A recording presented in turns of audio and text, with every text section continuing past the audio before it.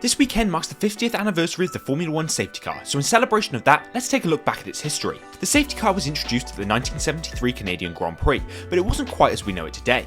After rain came down and caused chaos during the race officials decided to bring out a Porsche 914 as a pace car. Prior to this though, they had only done one test of the so-called pace car control system, and so its debut in Canada led to some issues with who led the race and who actually won, Peter Revson in the McLaren M23. While it wouldn't be called the safety car until 20 years later, since its introduction, the safety car has become a vital and irreplaceable safety measure in Formula 1. But current F1 race director Niels Wittich says that because the safety car is now so ingrained in motorsport culture, we've come to take for granted the enormous positive effect it's had on safety in racing. As the race director, the safety car is under Niels' control during a race, and he sees it as being one of the key tools at their disposal for dealing with hazards. After using a somewhat random set of cars from the early 1980s to the late 1990s, including the Lamborghini Countach, Fiat Tempra and Renault Clio, year on year the FIA make improvements and changes to the safety car. These changes made the car itself safer, more effective and more powerful, and this evolution started with the late FIA race director Charlie Whiting's input in 1997. Key to this was Mercedes becoming the supplier of official safety cars to the FIA, which began in late 1996 with the C36 AMG. With this came the introduction of a permanent safety car driver,